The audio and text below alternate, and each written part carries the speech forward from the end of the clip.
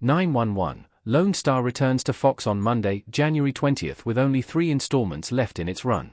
Season 5, Episode 9, Fall from Grace, served as the winter finale and put to rest several ongoing storylines that kept fans on the edge of their seats. After spending the past year obsessing over his father's murder case, Carlos finally receives closure. He discovers that Chief Bridges killed Gabriel and Ranger Campbell had been set up to take the fall. Carlos is last seen visiting his father's grave, proclaiming that he's ready to be a parent to Jonah alongside TK. The season's biggest shakeup occurred when series regular, Sierra McLean, exited Lone Star ahead of the final batch of episodes. Judd reveals that his wife is volunteering with Mercy Ships, a real organization that sends hospital ships to those who need medical care. He initially appears to be handling her absence well, but the title Fall from Grace lives up to its name.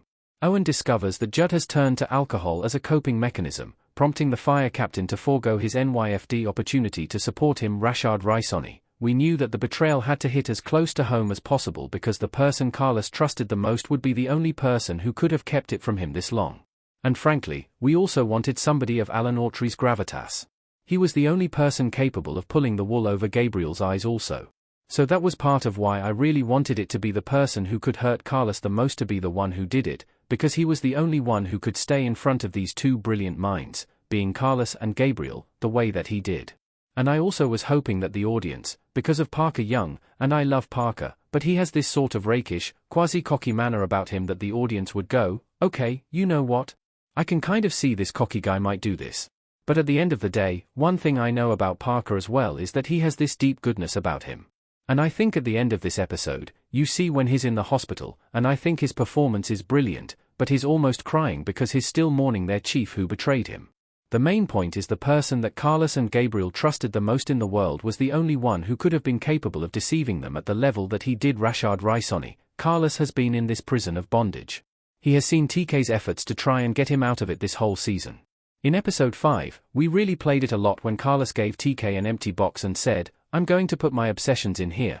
So Carlos has known that he's being held back, but he just had to solve it. And so I think for him, when he finally solves it, it's a release for him that he can now be a human being again. But I think, also, what Carlos realizes in that speech to his father at the grave is his father was so much bigger of a person than just being a Texas Ranger.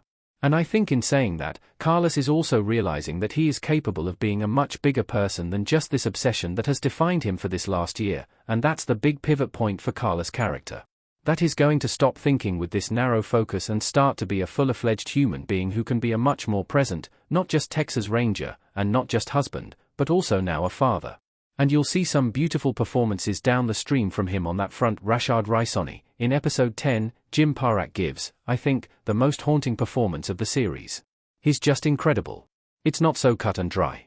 At the end of the episode of episode 9, he's saying, okay, I'm good. I admit it. That's it, right? Just admitting the problem. He still has a lot of work to do. And if you recall, when Judd met Grace, he was at the lowest point in his life. He actually met her because he was calling what was, in essence, a suicide hotline. It was a faith crisis line. And so when he met Grace, he was swimming in rage, in substance abuse, and was right on the edge of suicide.